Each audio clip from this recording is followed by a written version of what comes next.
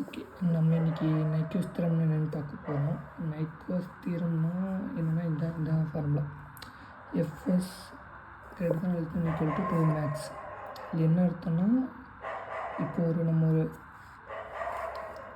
Analogue சிக்னலை வந்து நம்ம இது வந்து இதாக டிஜிட்டலாக மாற்றும்போது நம்ம ஒரு முக்கியமான ரோல் ஃபாலோ பண்ணோம். அதுதான் நைக்யூஸ் தியரம். அதில் என்ன சொல்லுவாங்கன்னா, இதில் வந்து இந்த சிக்னலில் எது மேக்ஸிமம் ஃப்ரீக்குவன்சி, இதில் வந்து மேக்ஸிமம் ஃப்ரீக்குவன்சி வந்து ஒரு 15 kHz. நம்ம சாம்பிளிங் பண்ணுற ஃப்ரீக்குவன்சி வந்து இதோட டபுளாக இருக்கும். இதை வந்து மினிமம் இதோட டபுளாக இருக்கணும். அந்த மாதிரினா 30 kHz மினிமம் இருக்கும். நம்ம இதுக்கு மேலே எவ்வளோன்னு வச்சுக்கலாம். இது என்ன 30 kHzனால், நம்ம ஒரு சாம்பிளிங்க்கு வந்து ஒரு ஃப்ரீக்குவன்சி சொன்னோம், ஒரு டைம் இன்டர்வல் சொல்லியிருந்தோம். போன வீடியோ பார்த்திங்கன்னா ஒரு டைம் இன்டர்வல் சொல்லியிருப்போம். சாம்பிளிங் பண்ண இந்த டைம் இன்டர்வலில் பேஸ் பண்ணுறது தான் இந்த சாம்பிளிங் ஃப்ரீக்குவன்சி, இந்த 30 kHzங்கிறது.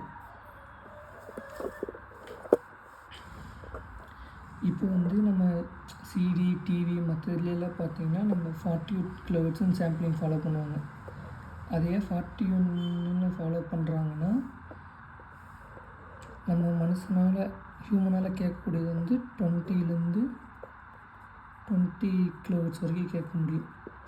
அப்போயே நம்ம டேரெக்டாக 40 வச்சுக்கலாம்ல. ஏன் 44 வைக்கிறாங்கன்னா, நம்ம டிஎஸ்பியில் ஒர்க் பண்ணுறோம். அப்போனா நம்ம சில ப்ராசஸிங்கெலாம் பண்ணுவோம்.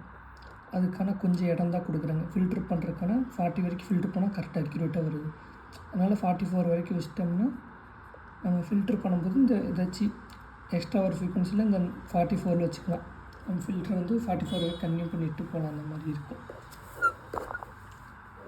நம்ம நெக்ஸ்ட் வீடியோவில் பார்ப்போம்ல, இன்னும் ஏன் இந்த நைக்யூஸ் தியரம் ஃபாலோ பண்ணுறோம்லாம், அலைசிங் இந்த மாதிரி கான்செப்ட் எல்லாம் வரும். அதை நம்ம நெக்ஸ்ட் வீடியோவில் பார்ப்போம்.